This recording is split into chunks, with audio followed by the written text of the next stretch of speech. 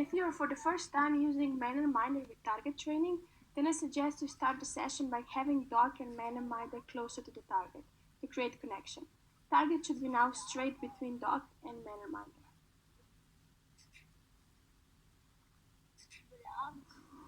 Bravo, super! Bravo! Bravo!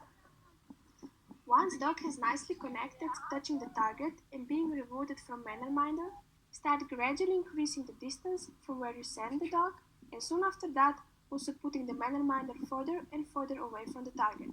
At the end, it would be great if man and minder is positioned about 5 to 7 meters away from the target.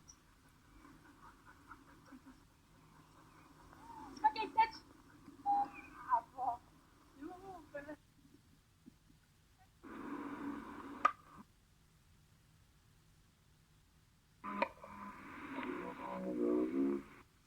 Before we continue with our training, I would just like for you to master one photo. No worries, it's less complicated than it looks. On the photo, you can see dog, target, and man and minder. You can also see white and pink numbers. Those numbers are just representing different positions of the man and minders. So the positions I want from all of you to master on the training. Number 1 is showing completely straight exit from the target. And then with every next number, the angle of the exit gets a bit bigger. So be sure you start first with number 1 and then gradually moving to 2, 3, 4, 5, 6, 7, 8. Two colors of numbers, so pink and white, just mean that do not forget you have to practice on both sides, so on left and right.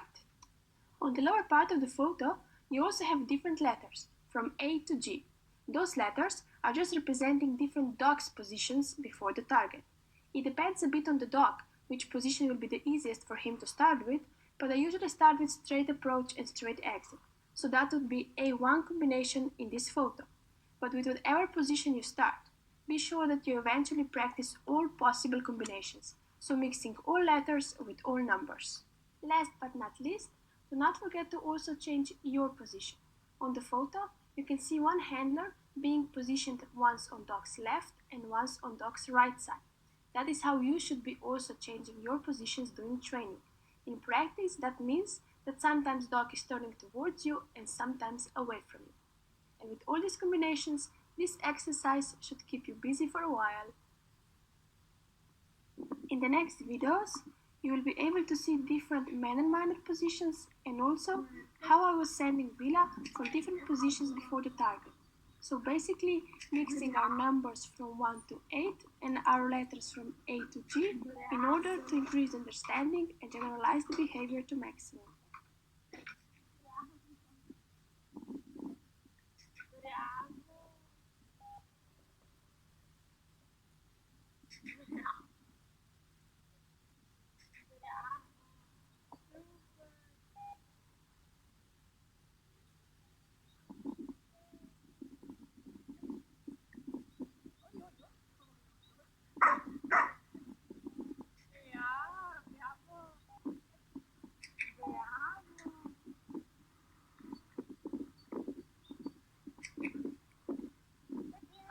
Bravo! Eu tenho meu nome. Será que você sabe o Gustavo? Bravo! Bravo!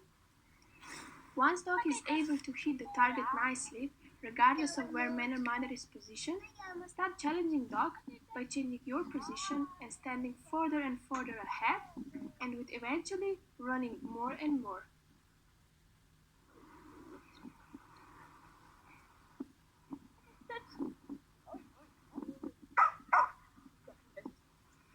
Okay, that's bravo.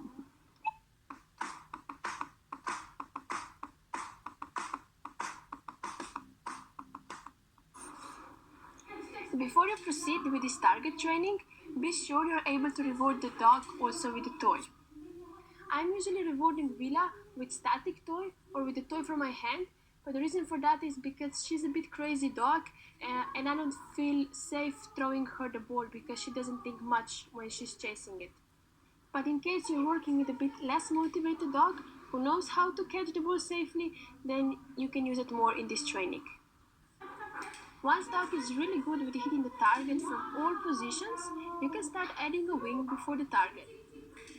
I suggest you start rewarding with the foot from your hand and later progress to rewarding with toy, either with statical toy, toy from your hand, or a thrown ball.